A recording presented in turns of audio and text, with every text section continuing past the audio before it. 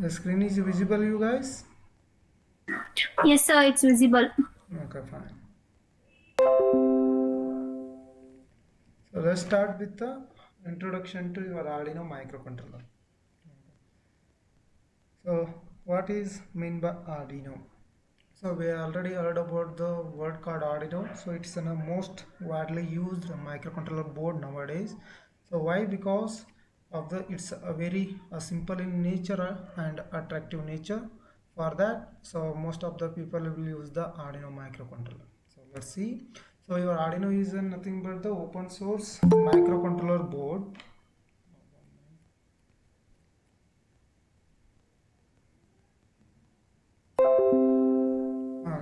It's an open source microcontroller my open source microcontroller board. So what is meant by open source then? Okay, so we don't call other microcontroller as an open source. Why? Because so here we call it as an open source in the both hardware and the software. So actually open source is nothing but what? So we are easily accessible. So in the normal world, open source is nothing but the easily accessible. In here, open source microcontroller in both hardware and software means, so we can get the any information related to the hardware and the software with the free of cost. So that is nothing but the open source. So your Arduino board microcontroller will have the websites and the most supportive uh, websites. So in that we will get the all the related information about the Arduino hardware and the software. So that means by the here word called open source microcontroller. So we'll get a support. So and then for software also we don't pay any amount for the installing the Arduino software, as well as so hardware. So you can also build your own microcontroller. So that is possible in the Arduino environment. So that is called as an open source microcontroller. So then it can also sense the environment by taking the inputs from the varieties of sensors. So here the one of the advantages of the Arduino microcontroller is so it will provide both digital and analog pins. So we can compare this microcontroller board into other microcontrollers. So other microcontrollers don't have any analog pins inbuilt. Okay, so we have to connect extra hardware for the ADC conversion. But in the Arduino microcontroller, we'll get both hardware and digital and the analog pins. Okay, that is also one of the important in the Arduino microcontroller. Or we can also say that Arduino is nothing but the combination of the hardware and the software. So we can call it as an Arduino. Okay, so we will use the hardware. So for operation of the hardware, we have to write the program, right? So we can also call it as a combination of hardware and the software. So here hardware will be the in the form of PCB, okay, and the software is nothing but your IDE. So IDE is nothing but integrated development environment. So for example, if you want to write a C program, we have the different IDEs. So like called as in softwares, right? So Turbo C is there, CodeBlocks is there, so like that. So the certain software will have the certain IDE, okay, and certain microcontroller will have the certain software as called as an IDE for writing the program, okay. So for example, microcontroller will have the Killvision version softwares, right? So like that, here we will also have the Arduino IDE software. So then we'll look the Arduino microcontroller board. Here in the throughout your internship program, so we'll use Arduino Uno microcontroller. Okay, it will look like this. Okay, this is your Arduino Uno microcontroller. So we'll use this kind of the microcontroller. So you can see here, so it will look like a kind of electrical components, okay. So it will contain some power USB cables or power jackets and some of the converting unit, so like a bridge rectifier, all these things, okay. So we'll learn in detail about this board in the next slide, okay. So in this internship program we'll use this kind of the board, okay. And then look at the major application of the Arduino, so where we can use the Arduino microcontroller, okay. So here you can use any field, okay. The Arduino board will use in the any field or any domain, because it is it's simple in nature and very attractive in nature, so it is applicable for any kind of the applications. So here, so first one is home automation. So we can use this microcontroller in the home automation for controlling the wirelessly peripherals in your home. Okay, so it will build an actually smart home for you people. Okay, and then you can also use the sensor prototyping. So if you want to get any data, or if you are monitoring real value data, so then you can also use it, this kind of board. And then we can also use it in the some of the robotics, robotic arms and robotic vehicles, so we can also use this kind of board. And then it will also used in the some of the medical applications. And we can also use in the wireless connectivity called Wi-Fi, GSM or Ethernet or Bluetooth or Zigbee connectivity. So in that application we can also use the Arduino microcontroller board. So it has the vast applications, so it will support it. So then we'll move on to the types of the different types of the Arduino boards are available in the market. So this is very important. The based on the application or based on the operation, so we can use the different kinds of the Arduino microcontroller board. So which one is suitable for the particular operation. So that's why we'll know about the types of the Arduino microcontrollers. Okay. The first one is Arduino Uno, Arduino Mega, and Arduino Nano, and the LilyPad Arduino, Redboard, Arduino Duo, and Arduino BT, and etc. So there are plenty of Arduino types of Arduino boards are available in the market. So based on the operation, so we can use the one by one. So here we'll already seen that. So Arduino Uno board will be look like this. Okay. So and then we have the Arduino Mega board. So it will also look like this. So we can see the difference, right? So Arduino Uno will have the some limited port pins, and Arduino Mega has the more number of pins as compared to your Arduino Uno board. So here if you want to interface more number of the devices, or if you want to control larger applications, or if you want to build any larger product, so in that type, so you can use the this kind of Arduino Mega boards. Okay. So we'll have the another board called Arduino Nano. So this is the Arduino Nano microcontroller, and we'll have the LilyPad Arduino, and this is your Redboard Arduino, and this one is the Arduino Duo. So these two are similar. So Arduino Duo and Arduino Mega are similar, but the difference is, so in the Arduino Duo, if you are anybody interested in working on the ARM Cortex processor, so you can go for the Arduino Duo. So Arduino Duo is the newest board, so it will support ARM Cortex M3 processor. Okay, and then we have the Arduino BT. So BT is nothing but it will use the inbuilt Bluetooth. Arduino with inbuilt Bluetooth. So other than except this board, so there are plenty of Arduino boards are available in the market. You can choose the based on your applications. Okay, so here the Arduino Uno, Arduino Mega, and Arduino Nano.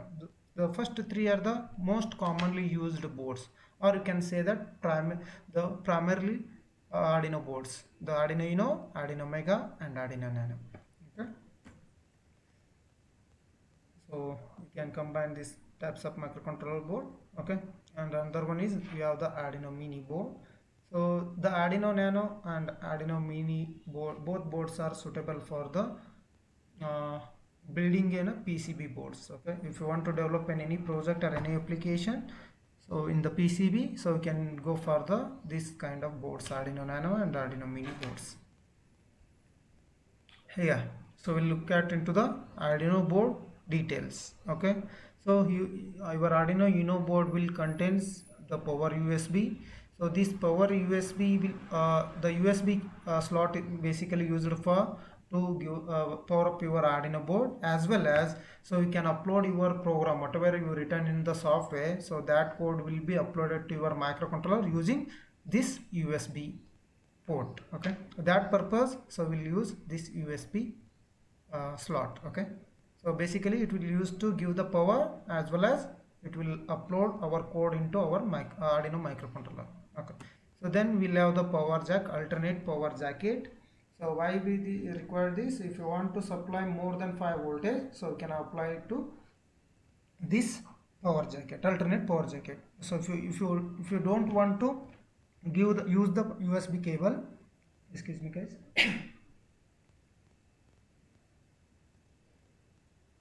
if you don't want to use the USB cable, so then go for the alternate power jacket. Okay, and then we have the reset button. So all the microcontroller will have the inbuilt reset button. If anything goes wrong or if anything get altered, so then you can use the reset button. And then Excuse me, sir. tell me. Power USB and power jacket are they doing same work, sir, or different? So here we'll doing the different works. So here, so 1 minute, I will explain again.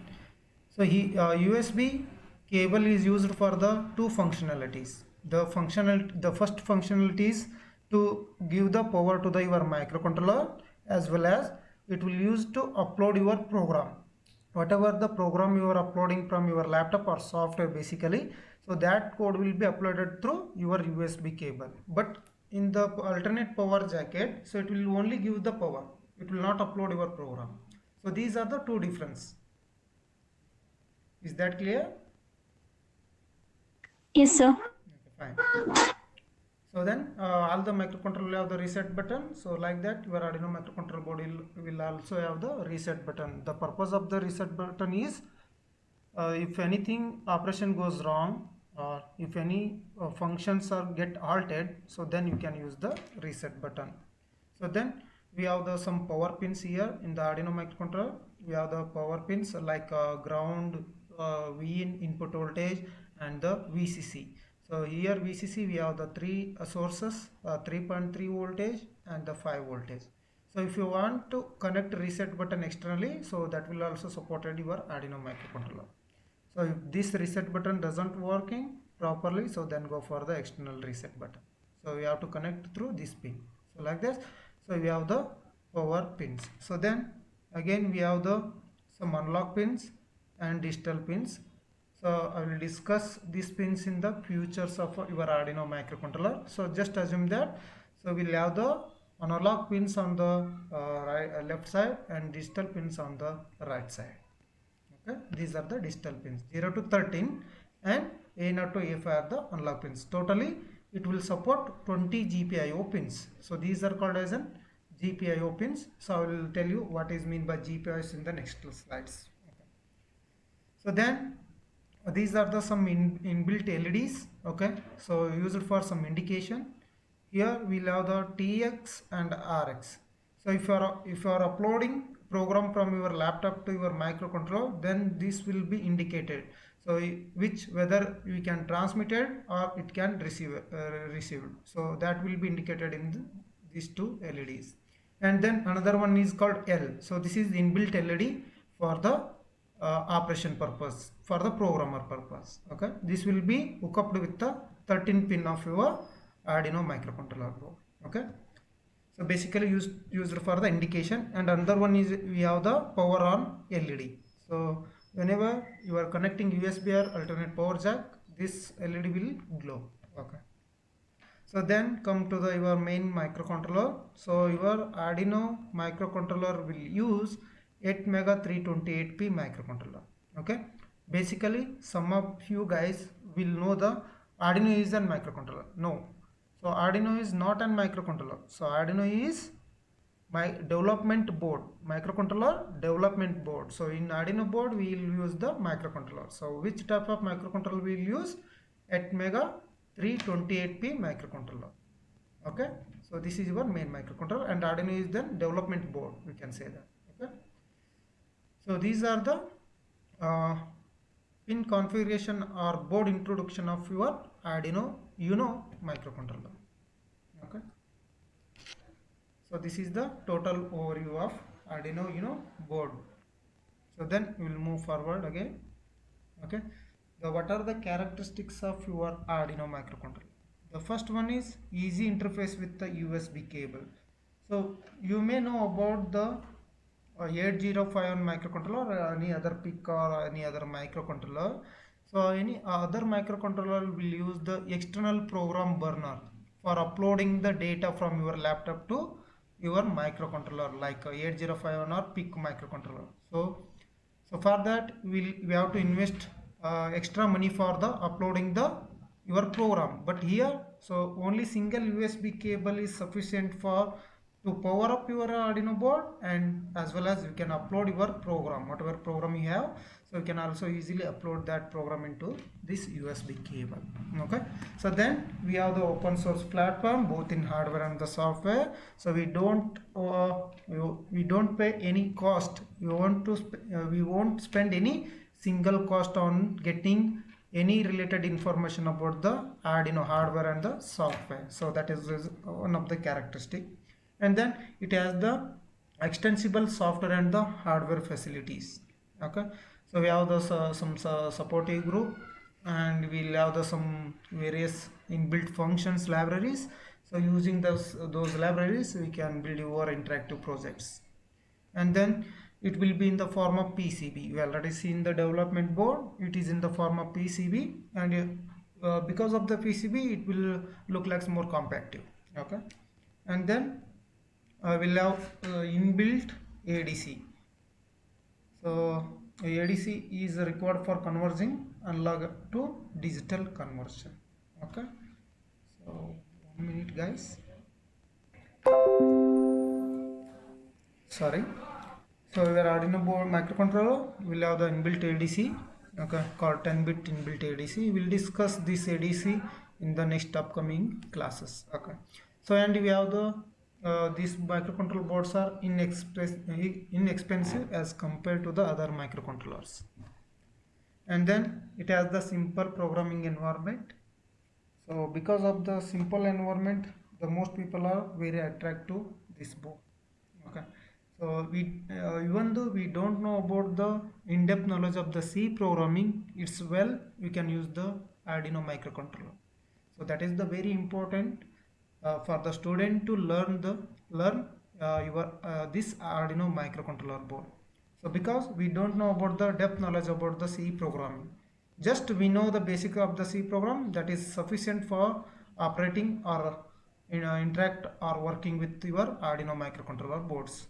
So that purpose the Arduino board is most widely used nowadays. Okay, and then what are the technical features, or what are the features of your main microcontroller called ATmega 328P, or you can say that Arduino Uno microcontroller. Okay, the first one is it has 20 IO pins, so that is nothing but the GPIO pins. We already seen that. Okay, the first one 14 pins are digital pins and 6 pins are analog pins, so we already seen that. Okay, and then your ATmega 328P is the 8-bit AVR family of microcontroller. So it is a how many bit? So it is 8-bit of a microcontroller board. And then so operating voltage is from 3.3 voltage to 5 voltage, but input voltage is 7 to 12 voltage. So what is the difference between operating voltage and the input voltage means? So your for operating your microcontroller, it will take 3.3 volt or 5 volt only, but your Arduino board development board will support up to 7 to 12 voltage for operating other hardware devices. If you want to control the DC motors or motors, so then we require a higher voltage, right? So that purpose this option is also available in the Arduino microcontrollers. So then out of 20 GPIO pins, so we'll have the 14 are digital pins and 6 are the analog pins. So 14 pins are from 0 to 13 and analog pins from A0 to A5, total 20 GPIO pins. And out of 14 pins, it will provide 6 for the PWM channels. So PWM channels means pulse width modulation. So this is the one of the technique, very efficient technique for the controllers to control hardware devices. So I will talk about this kinds of techniques in the next upcoming classes. Okay, so then we'll have some programming parts. Okay, so like flash memory, so it will include 32 KB of flash memory and 2 KB of SRAM and 1 KB of EEPROM. So why we require memory? Anybody can tell me? So actually, why we require memory in the microcontroller or microprocessor? To store the data. to store the data. So that purpose we need one memory, right? Here we have the three kinds of memory: flash memory, SRAM, and EEPROM. So basically two types of memory. One is ROM and another one is RAM. So why we require RAM and ROM basically?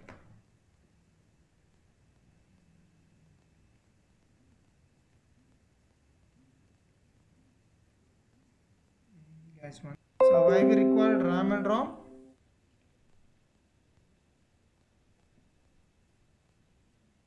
You already used this kind of memory in your mobile phone as well as the laptop, right? So we'll have the combination of RAM and the ROM. So what is actually difference between these two memories? Okay, fine. So just I will give the example for the permanent data is nothing but the programs. So if you want to store the programs, so we require a ROM. If you want to store the data or user data, so we'll use the RAM. So these are the difference between ROM and the RAM basically. So ROM is used to store program memory or code, and RAM is used to store the data, user data. So for example, just assume that, so we'll have the application, right? So we'll know the different kinds of application. It may be exam application or job application. So 1 minute. So just take an example for the application forms, or I will give the application form now. So I have the one application.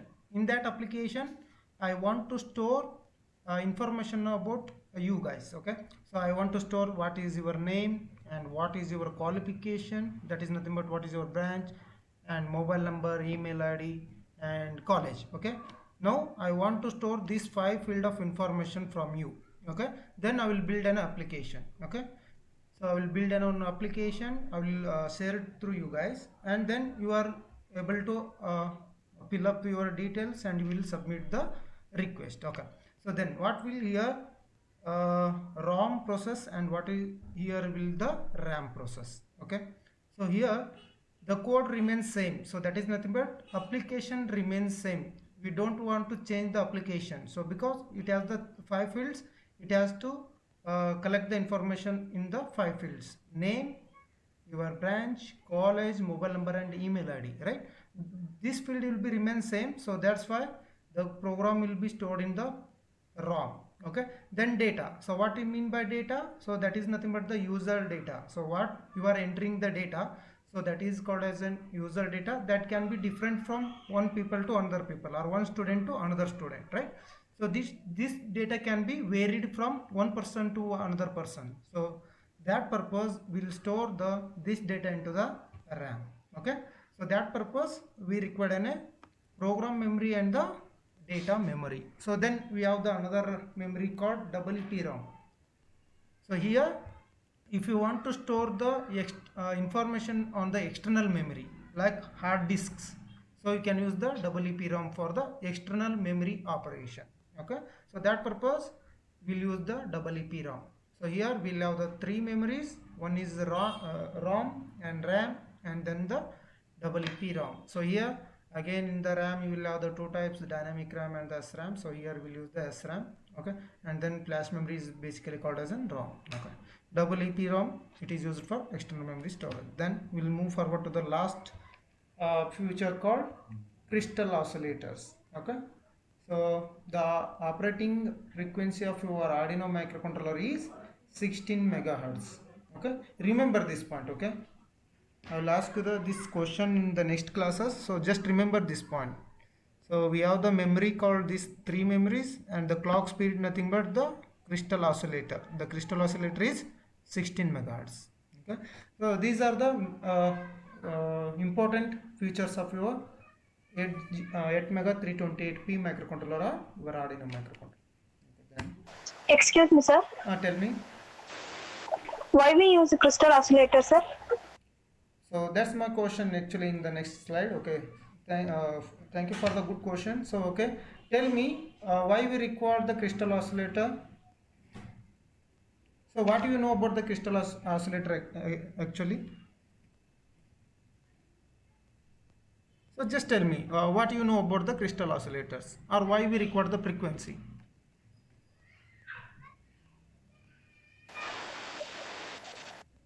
Nobody knows?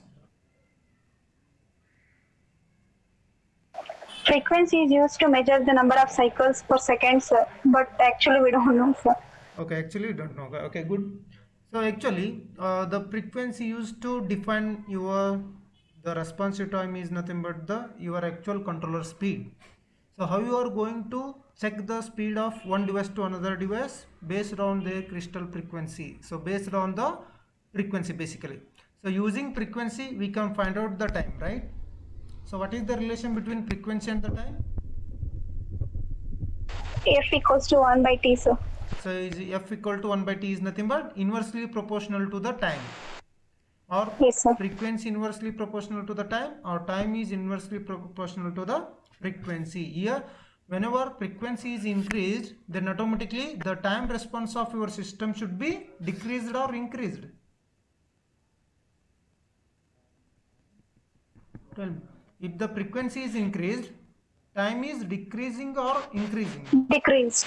Decreased, right? Decreasing, sir. So decreasing, Yes, because of the inversely proportional. So if the frequencies goes on increasing, your time taking the time is decreased. That is nothing but your response time. So here for I'll take an example for program. Okay, in the program you have the instructions, right? We have the multiple instruction. So your microcontroller will take to execute one instruction in 62 nanosecond in the microcontroller based on the frequency of the crystal oscillator. So here, so you can make the 1 divided by 16 megahertz, you will get the 62 nanosecond. It will change instruction from one state to another state by using only 62 nanoseconds. So using crystal frequency, you can measure the speed of your microcontrollers. So that purpose will require a crystal oscillator. I hope you get your answer. Yes, sir. Okay, fine. So then move forward to the pin configuration of your Arduino. Actually, your 8 mega 328p microcontroller. Okay. So see here, this is your pin configuration or IC configuration of 8 mega 328p. So we'll have the total 28 DIP package. Your 8 mega 328p microcontroller is called 28 pin DIP package. So DIP package is basically called as what? The IC will have pins on both sides. So that is mean by the DIP, dual in line package. Okay. So you can see here the first pin is reset, and we have the digital pins, and we have the VCC ground, and here we'll have the crystals. So here we'll give the 16 megahertz crystal oscillator. We have to connect your crystal oscillator to the these pins. So the basically called as a 9th and 10th pin. Okay. So again we have the digital pins will continue again from 5 to 8 and 9, 10, 11 up to 13. And again we have the some power supply section here. So we have to give the power supply to the your IC. Okay. And then we have the unlock pins A0 to A5. So this is your total IC configuration of 8 mega 328p microcontroller. Okay, we'll learn in the next classes we'll learn the in-depth. Okay, so just remember these things. So here like your 8051 we have the how many ports? All of you learned 8051 microcontroller?